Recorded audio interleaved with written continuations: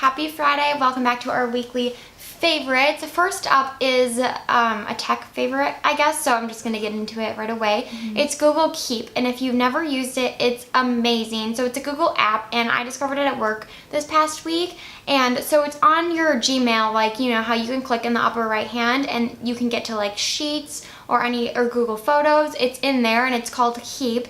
And it's basically like Asana meets Mac Stickies. If you've ever used Asana, it's like the best organizational website. You can make checklists, you can assign different tasks to people, you can put due dates. It's amazing. It's like for co-working, like working on projects with other people. Yeah, like at my job, we use a freelance graphic designer, so it's really easy because I can drop in all the assets she needs and then assign it to her and give her a due date, and we don't actually physically work together. So for things like that, it works really well.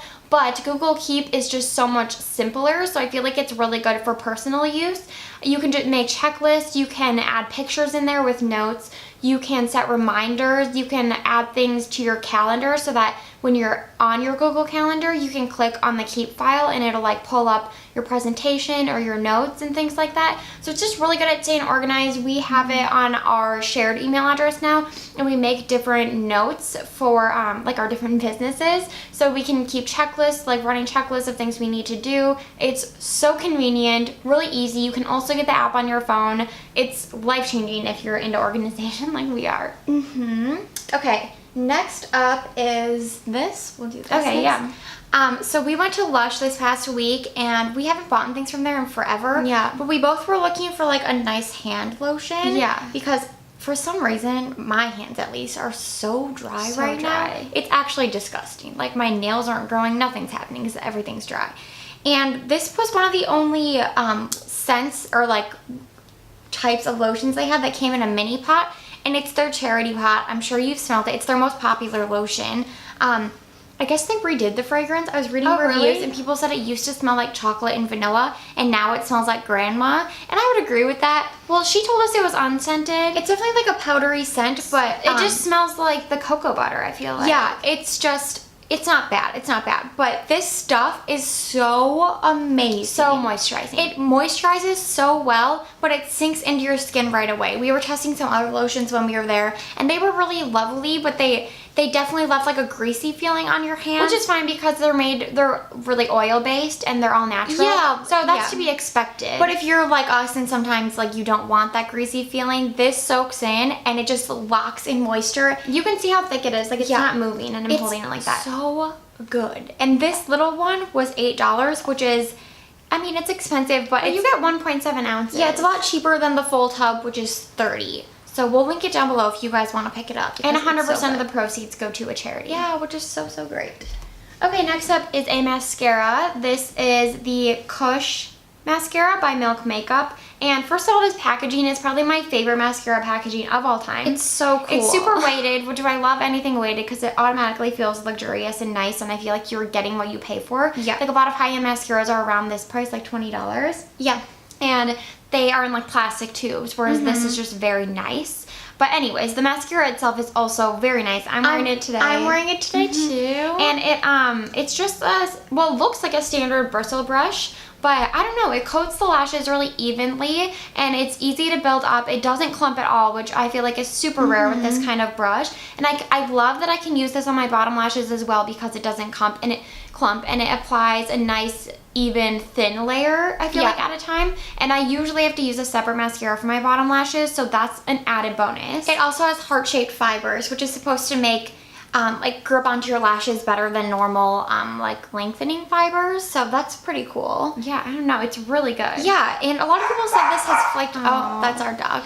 Sorry for that little interruption, but yeah, the heart-shaped fibers are supposed to be really good for coating your lashes, and I feel like it just looks really natural and pretty. It looks very natural. Some people said that it flakes, but it hasn't flaked on me. No, I don't think it flakes. Yeah, I was just reading reviews. I get really sucked into reviews. She does. But it's really good mascara.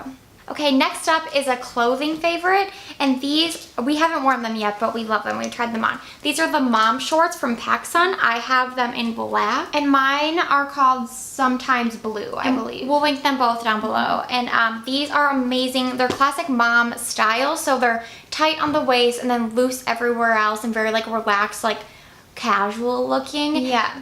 And they're like so thick and nice and great quality. Carly's were $40 and mine were $45, so pretty inexpensive in comparison to like Topshop or places like that. And like the quality is good. Like these are good quality denim shorts, and we just have such a hard time finding denim shorts. I think we only own 2 pairs each aside from these, because it's impossible. Like we're short and our waist is smaller than our bottom half, and so it's just a mess. And I saw these on Instagram stories. Someone was talking about them, raving about them. I looked them up online and I was like, oh, those look really nice. And then we were at the mall, so we decided to stop into PacSun and try them on, because we're just over ordering shorts online. It never works out. They never work out. And it was during the week, so it was like pretty chill. It was actually a nice mall experience, which we never usually have.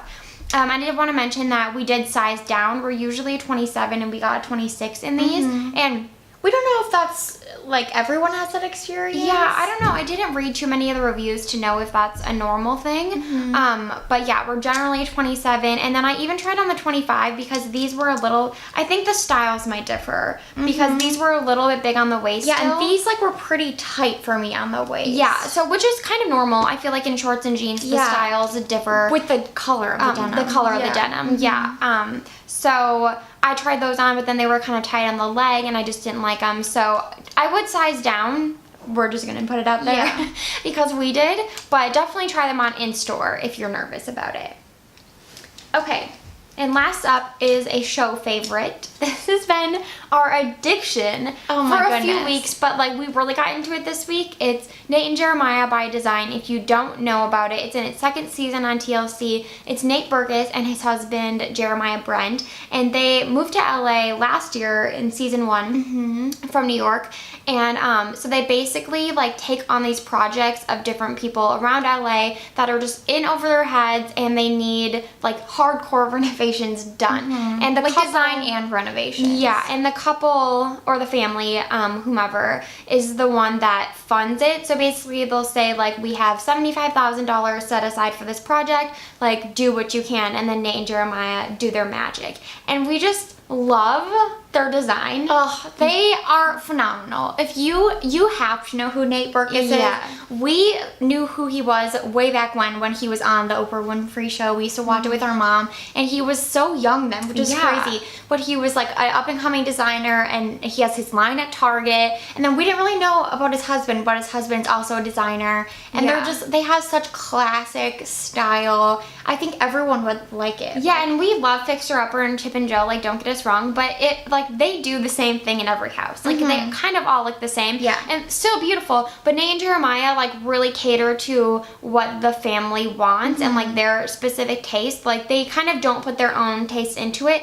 unless the family's like open to anything. There was one episode that was our favorite actually that they were like, let's just do our style. Let's make it look like our house. Because they don't like color like we do. Very neutral. Yeah, so they did it. It looked so good. It was so pretty, but it's addicting. It's a great show. Like they film part of it at their house, and then they keep going back to the house and like keep updating the couple and the family, and it's the before and afters are insane.